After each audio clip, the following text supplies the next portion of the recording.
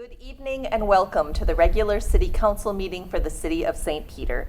It is Monday, October 23rd, 2023 at 7 p.m. We are now called to order. Would all please rise for the pledge? I pledge allegiance to the flag of the United States of America and to the republic for which it stands, one nation, under God, indivisible, with liberty and justice for all. Everyone should have received a copy of the agenda. Are there any revisions or corrections to the agenda? Hearing none, is there a motion to approve the agenda as distributed? So moved. Second. All those in favor of approval of the agenda say aye. Aye. Any opposed? The agenda is approved. Moving on, approval of the minutes. The minutes are printed on pages 5 through 7 of the packet. Are there any revisions or corrections to the minutes? Hearing none, is there a motion to approve as distributed? So moved. Second. All those in favor of approval say aye. Aye. Any opposed? The minutes are approved. Next up, we have time on our agenda for visitor comments. Members of the audience wishing to address the council with regard to an item later in the meeting can do so at this time. Hearing none, we have time for general visitor comments. This would be a time for members of the audience to address the council on any matter whatsoever. Is there a member of the audience who'd like to address the council? Hearing none, we will move on to approval of the consent agenda. The consent agenda begins with the memo on page 8 of the packet and concludes with the resolution on page 24 of the packet. The consent agenda includes the following business licenses approved subject payment of the licensing fee in compliance with city code regulations. That's to Ducks Unlimited at the address and date printed in the packet. River Valley Chapter Rocky Mountain Elk Foundation at the address and date printed in the packet. The following advisory board appointments approved for the term indicated. That would be Mike Meffert and Jana Sikora for the Parks and Recreation Advisory Board.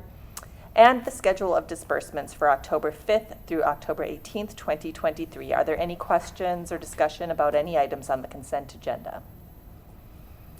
Hearing none, is there a motion to approve the consent agenda? So moved. Second. We have a motion and a second. Call the roll, please. Councilmember Bruflat. Aye. Councilmember Sharpston. Aye. Councilmember Ramp. Aye. Councilmember Pettis. Aye. Councilmember Johnson. Aye. Mayor Noel. Aye. Councilmember DeVos. Aye. The consent agenda is approved. We have no items of unfinished business tonight. We will move on to new business. The first item of new business is the adoption of a resolution approving permanent financing bond to sale USDA rural development. Mayor and members, Shannon and Sally are here if you have specific questions, but this relates to the fire station and, of course, the provision of USDA dollars for what we've called previously the mortgage on the property. The temporary financing we've commonly called construction funding. So, Shannon? Sure. Ultimately, USDA requires us to obtain temporary financing during the course of construction, which we did. We were able to work with local banks to do that. We're now processing our last pay request for the construction of the facility, and we're able and anxious to close on the loan because ultimately the interest rate is 2.25% over a 40-year term. It was the reason we applied to that program, to take advantage of a low fixed interest rate that was fixed at the time that they provided us their letter of conditions. Since that time, interest rates on private financing have probably close to doubled over the last few years. And plus, doing a 40-year term wasn't something that typically private financing is able to provide. So USDA is, and we're able to now close on the loan. So our recommendation is to approve the award resolution, which has been prepared by Taft, your bond counsel. So happy to answer questions. Questions for Shannon? Brad?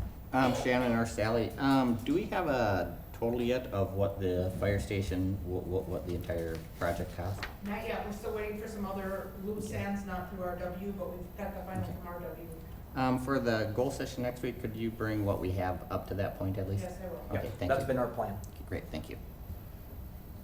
Additional questions? I don't have any questions, but I just want to extend my thanks to Shannon for your help in this process. There are so many pieces to this puzzle of building a new fire hall, and the financing is a pretty big piece of that, so. Yeah, I can tell you that Sally did all the heavy lifting on the USDA application, so she deserves an awful lot of credit Well, for working her way through that process. Thanks to Sally as well. Hearing no further discussion, is there a motion to approve the resolution? So moved. Second. We have a motion and a second. Call the roll, please. Councilmember Sherstrom, Aye. Councilmember Ram, Aye. Councilmember Pettis, Aye. Councilmember Johnson, Aye. Mayor Noel, Aye. Councilmember DeVos, Aye. Councilmember Blumenthal. Aye. The resolution is approved. Thanks very much. We're going to move on to adoption of a resolution approving interfund tax increment financing loan for District 1-20. Mayor Member Shannon is here to help us out with this. He and I have tag teamed on this with him doing some of the background work for this as well. This really relates to a tax increment project for Traverse Green Apartments, the first phase of Traverse Green Apartments. And what's going on is that there was an error made at the county related to how the district and tax increment financing was applied to this, and so no collection was made relative to the TIF district. Is that fair, Shannon? Yeah, I ultimately understand that they had the parcel in the TIF district. Ultimately, it gets replatted, they change parcel identification numbers, and there just didn't make its way into the property tax software as a TIF parcel. And so, honest mistake, stuff like that can happen. We're discussing ways of helping them, in future projects where we know we're gonna be having replatted property, and we do put big notes on our parcel list that this stuff is being replatted. So we'll continue to do that and see what we can do to assist. So Ultimately, this ends up in that the developer isn't getting their TIF payment unless we take some action to provide for their TIF payment. From my perspective, and this is a recommendation from me to the city council, from my perspective, I don't know that we want to forego making that payment to a developer that's provided good development, followed the rules, done a very good job, and has the potential to develop more parcels in town. As you might know, developers use these dollars to help offset their cash flow, whether it's a debt service or payment of future taxes. And as we've discussed with the county, they've indicated that they don't feel good, nor do they have the ability to do what I'm asking you to do, where the city has the ability to make this work. The other option for you is to not do anything, and then we would not provide a TIF payment to this developer as is anticipated within your agreement, within your TIF and development agreement. They then would ultimately have to decide what level of action they might wish to take to pursue payment of those funds under the agreement.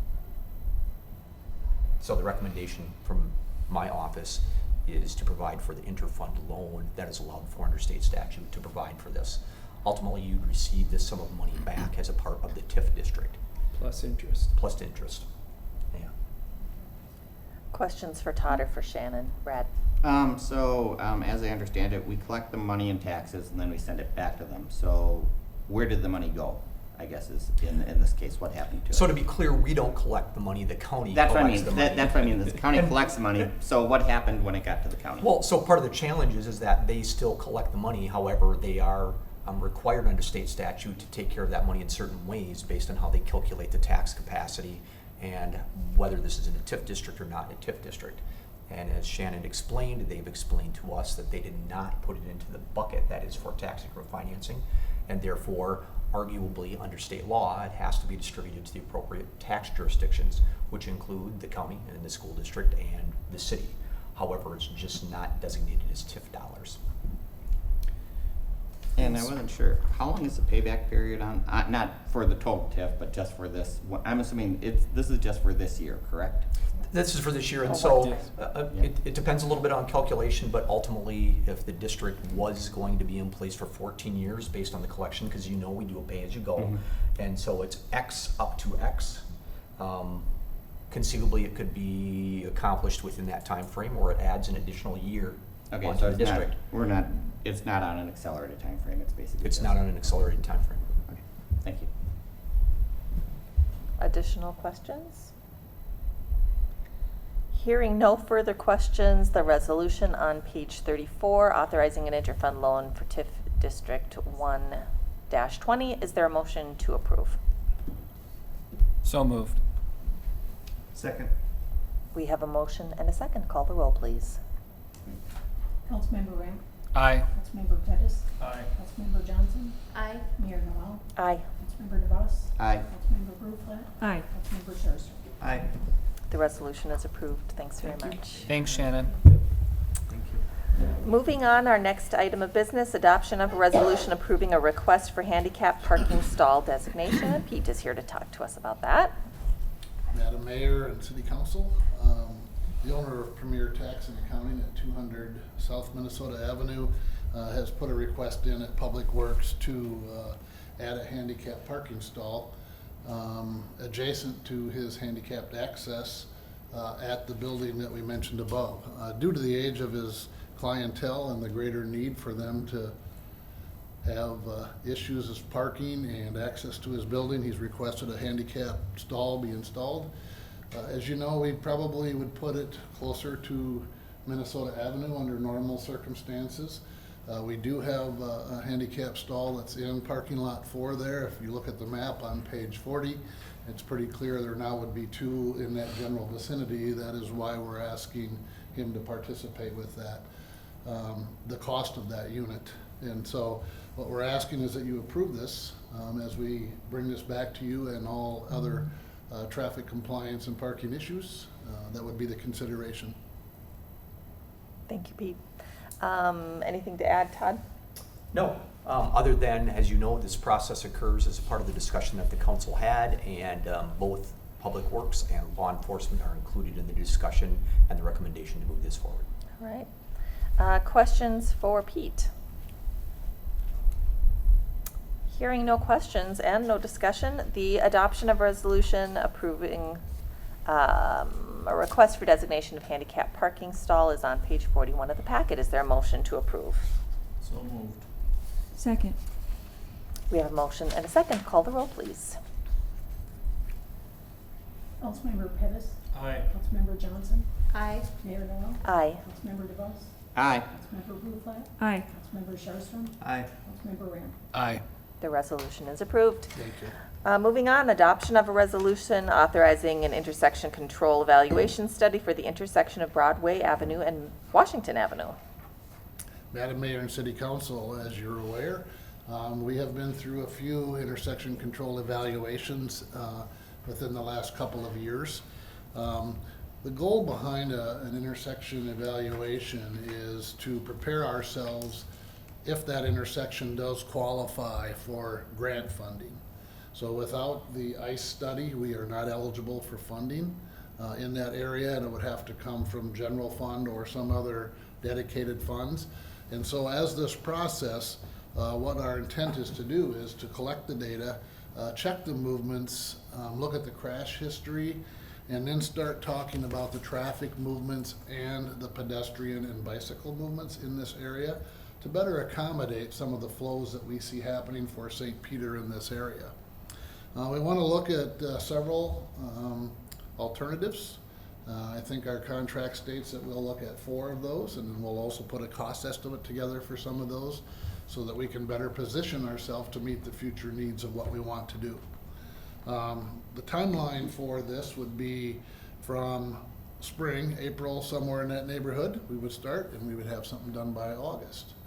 That would allow us to make some applications for the following grant process, and as you know, usually it takes a year or 2 or 3 to qualify for some of the grant funding that's out there. But better yet, we want to be prepared, so if there is some funding that's available to help us with that intersection, it can be accomplished. The price is $27,650, and the map on page 45 explains a little bit about where we have been in the past few years. As you're aware, we started working on St. Julian's intersection way back in about 2013. So that process is finally completed. In 2020, we started making applications and reviewing the intersection at Sunrise and Broadway. We were successful getting grants to both of those, covering a majority of that cost. We recently participated with the Highway 22 corridor study. That was in partnership with MnDOT because they didn't have the scoping ability at the time or the resources to do so. So as a good partner, and they are a great partner for us, we led the study on those intersections. That also gives us a say in how things are done, and that was important, especially for that corridor on North Washington Avenue, and then with the improvement on Quick Trip and at the clinic or in the hospital. We were able to accommodate some future improvements there. That also is eligible now, and we'll be working with MnDOT on scoping. Our request is that you approve the resolution on page 46, and we will work next spring on a ICE study. Thanks, Pete. Questions for Pete? Carrie? All legs of the intersection for the study would be city streets, correct? Yes, Thank that you. is correct. Emily? Just more of a comment. I got some emails from some citizens about this study, and in general, I think the feedback wasn't so much focused on the study as it was just keeping in mind the walkability, the cyclability of our community, and as we're kind of thinking about the future, to prioritize, forward thinking rather than a car-centric community, being a pedestrian-centric, and this being close enough to the downtown area, I kind of echo that. I think that just making sure that there's really safe structures for cycling and walking, and I know that's a part of what you just said, and Yep. that'll be included in the study, but I wanted to highlight that there are citizens out there that are concerned and watching and paying attention, and I think that those concerns are valid. So thanks for getting this started, and looking forward to how it goes. Funding through MSA or MSA funds? So there would be opportunity through MSA as well. To fund the study. We could certainly do that. We are borrowing ahead a little bit on MSA right now. So our plan had been to use general fund dollars, but we certainly could use MSA dollars just because we were funding behind We can on see MSA. where we're at next summer and see where Yeah. that's at too. Yep. One Carrie. question. How often do we think this road is used for farm equipment, agriculture? I know I've seen tractors coming from across the bridge to, up Broadway Sure. towards the west, and does the study look at that? Look at projections for that? I would think there'd be some review of that. We don't always know when the farm equipment's coming, besides in the spring and in the fall. Right. So that's something that we can address with our engineers to see if they can gauge that. Okay, thank you. Yep. Well, that's a good reason, and part of the reason we do an intersection study is because we understand that there's a lot that we don't know. We want to learn more, gather that information, and information changes over time. If we did this study 5 years ago or 5 years in the future, we might have different information to deal with. So, any further questions or discussion? Hearing none, the resolution approving preparation of an intersection control evaluation study for the Broadway Avenue and Washington Avenue intersection is on page 46 of the packet. Is there a motion to approve? So moved. Second. We have a motion and a second. Call the roll, please. Councilmember Johnson. Aye. Mayor Doll. Aye. Councilmember DeBoss. Aye. Councilmember Fruitlat. Aye. Councilmember Sharpston. Aye. Councilmember Ramp. Aye. Councilmember Pettis. Aye. The resolution is approved. Thank you. Thank you. Next Thanks, up, Pete. resolution approving a request for city assistance for Nicollet County Trails Association haunted hay rides. So Mayor, members, you've had this request before you in previous years. You talked about it a little bit at your last workshop. As the mayor indicated, this is for the Nicollet County Trails Association. Really, the snowmobile group is the Trail Association in this instance. They're looking to use the Mill Pond in Riverside Park on October 27th and 28th for their haunted hayride event, as we discussed previously. There have been concerns, and I think both the association and your staff has done a great job on working through some of those challenges related to utilization of the nature area. And so, at least from my perspective, I feel really good about the work that went on last year and will continue to go on for this year. This would be their 9th year of the hayride event. It is a fundraiser for this group, but they do also hire other not-for-profit groups within town to watch the food stand or sell tickets or do other things, and so it helps more than just the Trail Association. I think they're meeting all the criteria, which certainly include the insurance levels that are required, the approvals, and all of those other things that we've listed traditionally for these types of events at that location. The resolution's included in your packet, but I'd be happy to answer any questions to the best of my ability. Questions for Todd? Emily? Just more of a thank you to Todd for putting in the effort to kind of change the way that they did things last year. I agree that I think it was a lot, it seemed like it was a lot cleaner after the event, that the cleanup was a lot better. There's just a few odds and ends as opposed to the year before, so really great work, and I hope that they do that again this year. Pete's team does a lot of work on that, and they've already met with the group. And so, again, we feel good about it. We feel like we've got great communication and a good track record from last year to continue to move forward with. Thanks, Pete. Further questions or discussion? Hearing nothing further, the resolution is on pages 51 through 52 of the packet. Is there a motion to approve? So moved. Second. We have a motion and a second. Madam Mayor, I just feel like I got to mention another thing that I think is really cool that they had done really from the beginning, or maybe it was the second year of this. And I've had a number of people, more than a dozen people, come up to me and say this is the first time they were able to go on a haunted hayride because they're confined to a wheelchair or something. And most places don't accommodate that level of access and accessibility. And so that's a super cool thing that's available within our community that the Trail Association's worked really hard on. So, a really positive thing. Oh, thanks for mentioning that. All right, we have a motion and a second. Call the roll, please. Mayor Noel? Aye. Councilmember DeVos? Aye. Councilmember Rutherford? Aye. Councilmember Sharpstra? Aye. Councilmember Ram? Aye. Councilmember Pettis? Councilmember Johnson? Aye. The resolution is approved.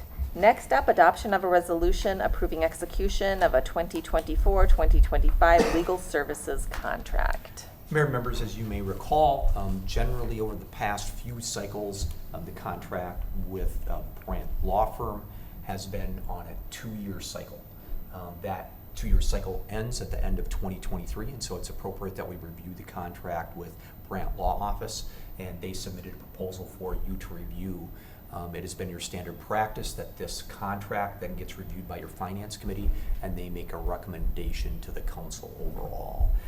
The proposed contract provides for a $10 increase per hour for each of the attorneys, and there's one specialist that's included in this. Maybe specialist isn't quite the right term, but a student attorney.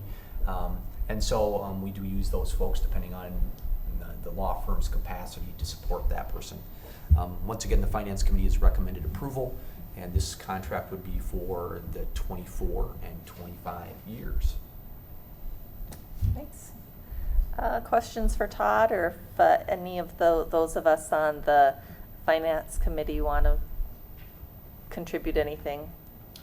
Well, Dustin? It was Representative Ram, Shanat, Noel.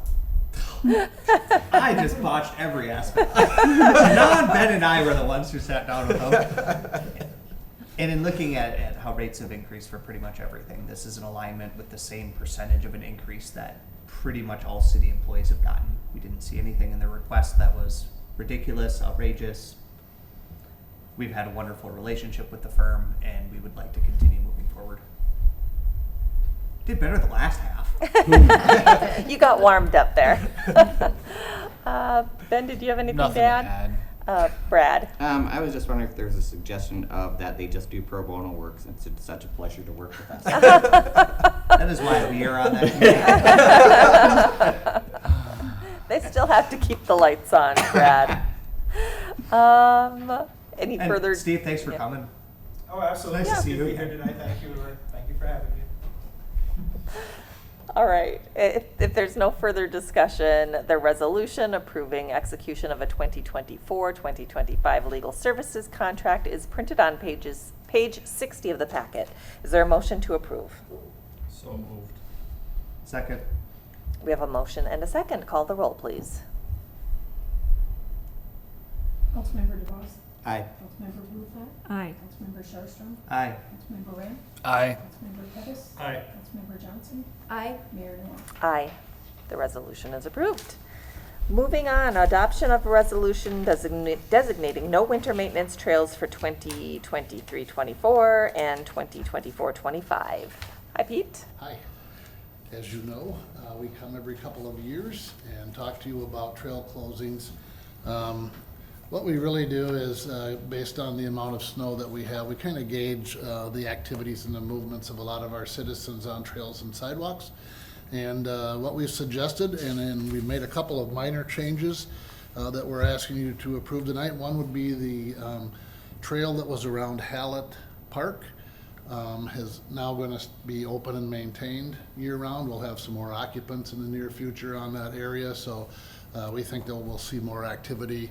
And actually, we've seen quite a bit of activity walking in certain areas at wastewater plant and so forth, and then getting on that trail and walking around there. So we're asking that that be taken off of the list for closure. One thing that we did not get on here that I realized my mistake was 361. That trail that is on the east side of 361 is not labeled on here, and we would ask that that not be maintained and that be closed during the winter, because we closed the west side of the Community Spirit Park. And so if we left that open to head them to a closed trail, we would have people probably just walking in the street. So we would like to add that one to that, and we'll make that note for the next couple of years on that. If we do have more activity go on out there, we would ask that you give it some consideration. Pete, east side of 361, from where does that begin and where does that end? Okay. Yep, from Traverse Road to Community Spirit Park. Okay. Thank you. Questions for Pete?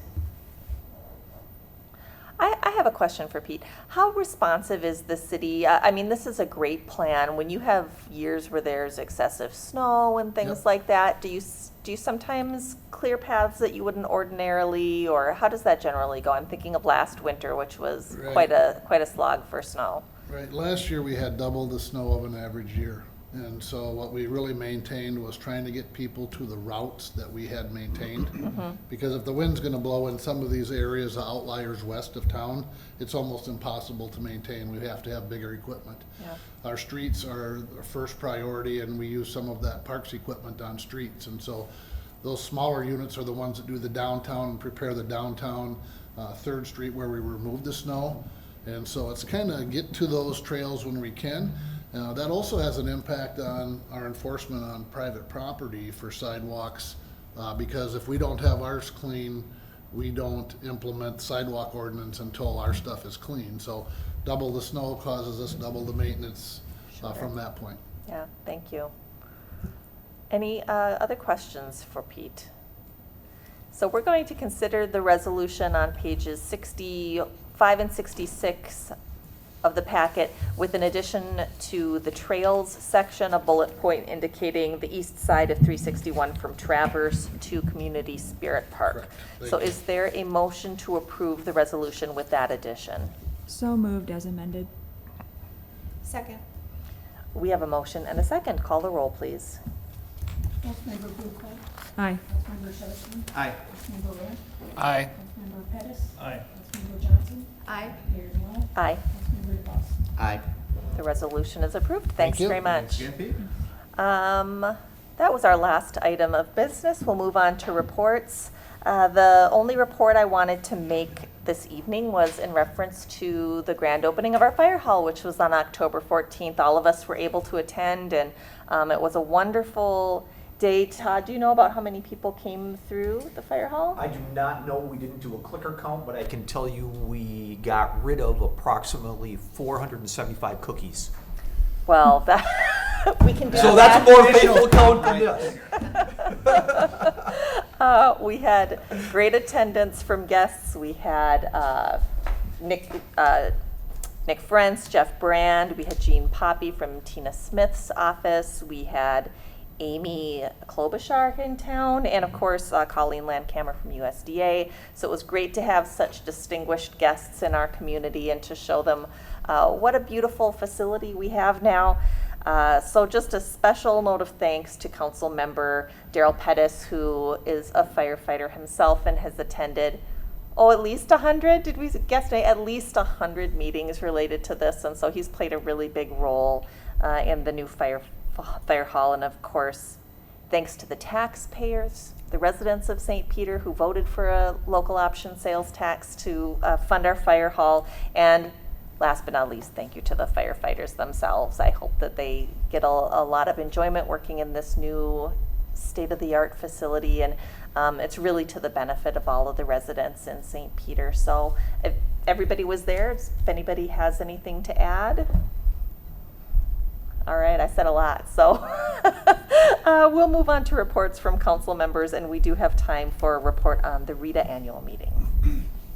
I can take that one.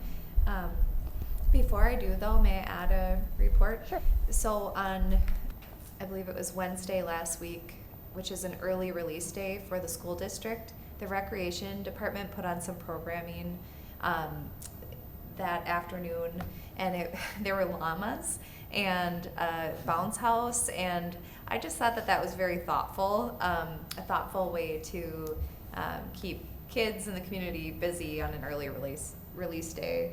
And it was a really fun event. I took a selfie with the llama. So. Then the RETA annual meeting was really well attended. It was larger than it's ever been. They even moved it to a new room. One thing that was new this year was we did a networking event ahead of the annual meeting, and so we got to get folks together who signed up for that. Across the region, really, to talk about some of the major issues in the Regional Economic Development Alliance work plan and give some feedback on that work plan so we know what to focus on in the future, or what we should continue to focus on. The annual meeting was also an opportunity to really celebrate the signing of the new 6-year joint services agreement, and that's between the communities of, St. Peter, North Mankato, Eagle Lake, Lake Crystal, Nicollet County, and Blue Earth County. And so for all of those entities to get together and all pass resolutions to move forward with that agreement is really phenomenal, and I'm really excited to see the work move forward. And one of the things that's really exciting for me is that recently housing was added to the RETA work plan. And prior to this year, it was really just a smaller piece of marketplace enhancements as opposed to something that we're really going to focus on in the future. So it was very well attended. We had great speakers from the Small Business Administration, from DEED, our DEED commissioner, and Vic, who is a small business owner in Mankato and really stole the show. He was very funny. And I just want to thank Haven on Hallett's and the Smallest Cog folks for coming as well. It's really important to have some St. Peter businesses attend as well. So thank you. It was a great event, so thanks for all you do on RETA. Thank you. Next up, a report on a House Bonding Committee meeting. Yeah, Daryl and I had the opportunity to present our proposal to the bonding committee for our Gorman Park project. So as we've already communicated, we have $600,000 of federal funds that we have earmarked for this park project. We asked the state legislature for approximately $1.1 million to fund the overall cost of the park project. Overall, it seemed to be received very well. I had a follow-up with both Jeff Brand and Nick Franks about it, and got a very favorable report that it's a high possibility we could get this funding. We should hear back probably around May of next year. Did I miss anything? We were the last to present, and after they had seen a number of proposals on wastewater and water treatment plants and sewer lines and water lines, they were pretty happy to talk about a park and something fun for once. So it went over very well, and got some good feedback and some interest in it. So, and it's a small project. We're not asking for a whole lot of money, but I think it was very well received. It was fun to do. Correct. Enjoyable to do. Two specific things we got feedback on. One was the accessibility is a plus in their viewpoint, and the other one was the fact that we've looked at pollinator gardens and alternative plantings as part of it was an appeal to two members of the committee. Well, thanks very much for doing that. Sounds like it was fun. So if you like meetings, which obviously we all do. Are there reports from any other council members, Brad? So I missed the RETA meeting because I was actually at the annual meeting for the Southern Minnesota Municipal Power Association, St. Peter's Power Provider, SIMPA. It's not the sexiest of meetings talking about power, but it was a good meeting. Last year they discussed with a lot of hand-wringing with the price of gas going up, natural gas going up, and the issues with obtaining coal. We had a 10% rate increase last year. This year commodities have stabilized. There isn't going to be a rate increase from our power provider, which is good news for us, so we don't have to worry about our cost going up as well. And a lot of forward-looking, just discussions on the Minnesota essentially carbon-free 2040 plan and SIMPA's plans going forward. But like I said, the best news of all was the fact that our rates from SIMPA for the power we purchase aren't going up for the coming year. Good news. Any additional reports? Then we will move on to reports from our city administrator. Mayor, members, you already talked about number 1. Number 2 is goal session schedule. Just to remind the council that next Monday is the 5th Monday, and so you have a goal setting session. We'll start at 3 o'clock. Food in the same way, unless you tell me after this meeting you want to do something different. We have a couple of guests that are coming related to some studies and some additional activity that you've been undertaking, including branding and space needs study for City Hall. So your consultants on those 2 issues will also be at your meeting, as will some of your staff.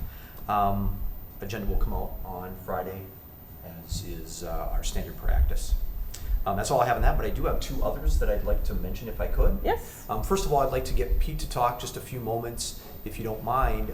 We do have what we consider an important event coming up on Wednesday related to input on Parks Master Plan. So, Pete, if you wouldn't mind saying when and where and the reason, or what's that about? Right, we're about 60% complete with our master planning process for parks. ISG is doing that study for us. We're planning to have an open house on Wednesday, the 25th, I believe it is, from 4 to 7 here at the community center.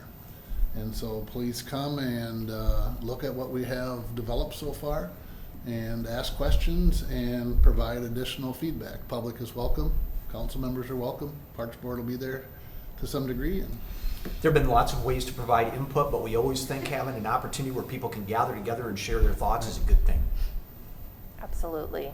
Thanks for organizing that, and hope people will come out. We really want to hear from residents. It's really, really important. So thanks very much. Yeah. Thanks, Pete. Madam Mayor, one more if I may. Next up is Sally. Sally, if you wouldn't mind coming up. We do want to give just a short update related to waste hauling and change in Kirby's. So Sally has some information for you, and just to make sure the community is alert as to when this is happening and how a transfer occurs. So Sally, if you wouldn't mind. Yeah, so we sent out in the flyer in September that Kirby changeouts would be taking place. So we are doing changeouts this week because it's a recycling week. So they will take place on Wednesday the 25th through Friday the 27th. So people that requested them, please leave your Kirby's out at the curb. Don't put any more in them. They want to pick up empty Kirby's. So what they're planning on is the people that have Tuesday delivery, they'll start changing out on Wednesday. So they'll bring your whatever change out Kirby's you requested and pick up your other ones. So if you only requested a garbage one, you can take your recycling back, or vice versa, however that happens to be. 411 addresses are having changeouts, so 13% of our customers have requested changes, whether it's bigger, smaller, whatever. 275 garbage Kirby's will be changed, and 289 recycling Kirby's are going to be changed out. So like I said, if you requested one, West Central will be by on Wednesday, Thursday, and finish up on Friday is their goal. If something would change in their schedule because of rain or weather, watch our website and social media. We'll put it out there as soon as we know. But their goal is to be done by Friday. So they've got it lined up by address and ready to go. So that's Wonderful. where we're at. Well, thanks for the update. We had a lot of conversations when we were talking about our new garbage hauler, when we were talking about budgets for environmental services this year, about the new system and how many people we thought might change out. So it's good to have some actual figures now to look at. I do want to mention that one of the things that we have a little bit of concern about is that it's easy for every household to go to the smallest garbage container possible. And that might not suit your needs. And so be ready in the future. If you are an overfiller, we might be approaching you and saying, you're just not going to be allowed to have that smallest one anymore. Or you're going to have to buy the pink bags and set them on the side for pickup, which is frankly not as an efficient pickup as it is just dumping in the Kirby. So want to make sure that people are aware of that. So there's some, with the pros of having an appropriate size, come some cons with, making sure you have an appropriate size for your utilization. So we want to make sure that people are aware of that. Good reminder. Thanks, Sally. Brad? I wasn't sure if Todd was going to mention anything between now and November 7th. We're not having a meeting. Did you want to mention something about elections going on? We certainly can. I think it's promoted everywhere. We do have local elections coming, and so there's a lot of great places to find information on where you go to the polls. And so we'd encourage you to check out our website or the Secretary of State's website. Certainly we have information related to all the candidates, who they are here, but also the state maintains that as well, so you can see that on the Secretary of State's office. So watch for additional information. Certainly important, and democracy works here in St. Peter, so we want to make sure that we have a really proud tradition of a high percentage of folks participating in these types of elections. So go St. Peter, we want to keep that up. Yeah. And we have same-day voter registration in the state of Minnesota. So Yes, we if do. you're not registered to vote, if you haven't voted before, if you're a new American and this is your first election, don't let the fact that you're not registered keep you away. Yeah. Thank you, Brad. All right. If there are no further reports, is there a motion to adjourn? So moved. Second. All those in favor say aye. Aye. Any opposed? We are adjourned. Thanks, everybody.